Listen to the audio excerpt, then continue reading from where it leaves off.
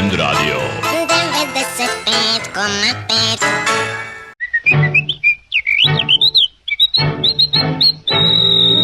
Uglomer. Iz mog ugla to izgleda ovako. Mislim da je ovo sasvim pogrešno. S moje tačke gledišta, Ja to posmatram malo drugačije. Uglomer za različite stavove, nivoe i uglove. Svoje stavove iznose Dejan Pribaković Orel ponedeljkom i Trendovac petkom tačno u 10. Reprize utorkom i subotom tačno u 10. Pozdrav svima od vaših Trendovca u još jednom Uglomeru. Svaka čast svim ostalim događajima, ali je za mene utisak broj 1 ove nedelje to što je temperatura juče spala sa onih užasnih 40 stepeni na vrlo prijatnih 20 i nešto. Sad bar može da se diše, pod uslovom da ne udare neku taksu na svež vazduh, a kako su krenuli, ništa nije isključeno. Vest broj 2 ove nedelje saopštila je predsjednica našeg parlamenta, gospođa Nataša Mićić, u skupštinskim hodnicima, od skoro poznatija kao srpska Nicole Kidman, raspisala je predsjedničke izbore za 29. septembar ove godine. I posljednja nada da će se održati izbori na svim nivoima tako pada u vodu. Do tada ima više od 2 meseca žestoke kampanje na vrelom suncu i pratit ćemo dešavanje u Uglomeru. Ne može da ne bude interesantno. Za početak osvrnuo bih se samo na jedan detalj. Čini mi se mnogi previđaju posljednjih godinu i po dana. Nedelju dana po završetku tih izbora Milan Milutinović će se ići sa pozicije nevidljivog šefa države i otići u istoriju, a možda i u Hag. Tu je caka. Trenutno važeći Ustav Srbije, koji je Sloba pisao za sebe, da je toliko ovlašćenja predsjedniku Republike na kojima mu zavide i najveći diktatori planete. Milutinović se od 5. oktobra nije usudio da iskoristi ni jedno, a u Ustavu recimo piše da predsjednik može da raspusti parlament, obori vladu i raspiše nove izbore. Prosti rečeno, on može samo jednim potpisom za noć da skine trenutno prvog čoveka Srbije, premijera Đinđića. Zašto se ne usuđuje?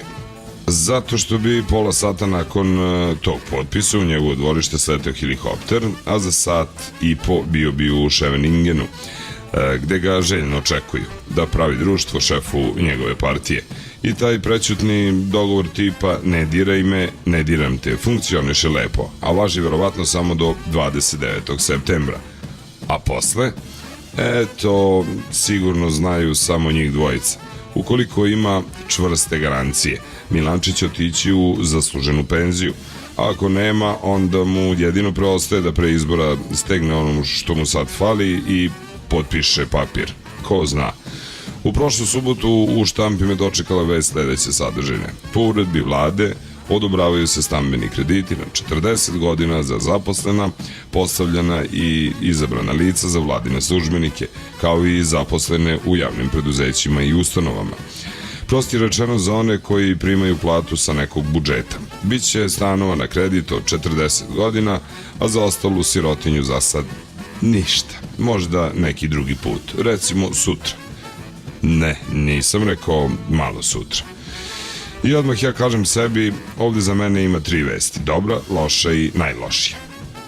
Dobra vest je što nemam stan i evo prilike da se i ja negde udomim.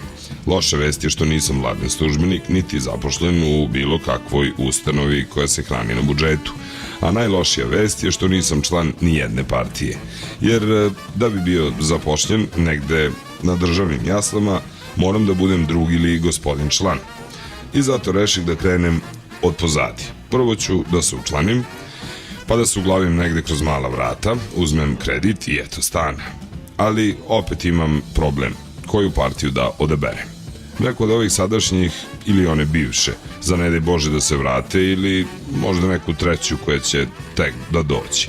Zato molim Trend Radio da mi pomogne i u Uglomeru objavi, ako može za džabe, sledeći mali oglas.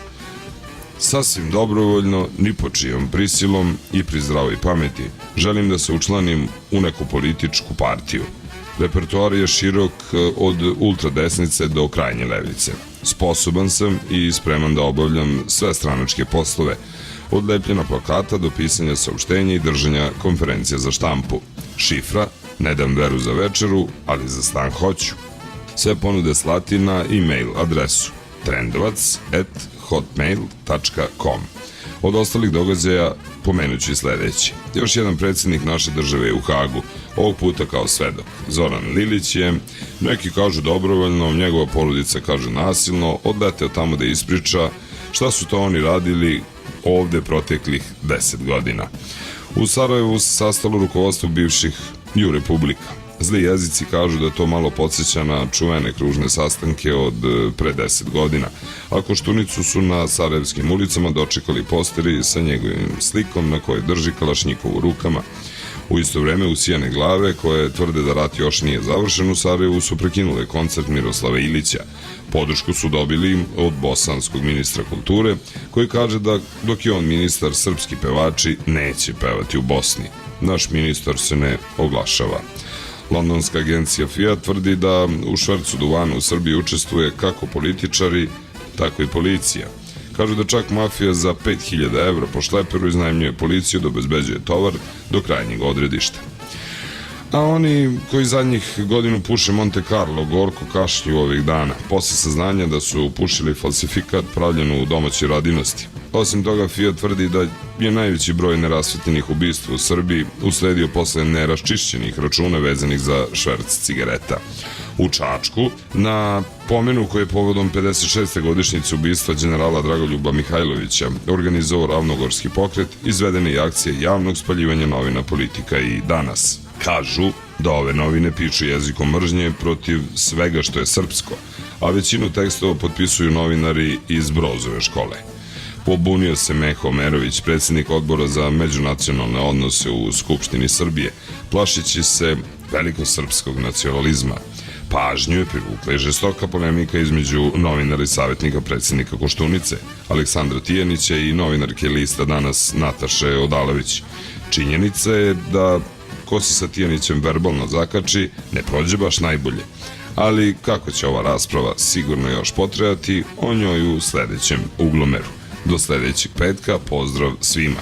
Vaš Trendovac. 95,5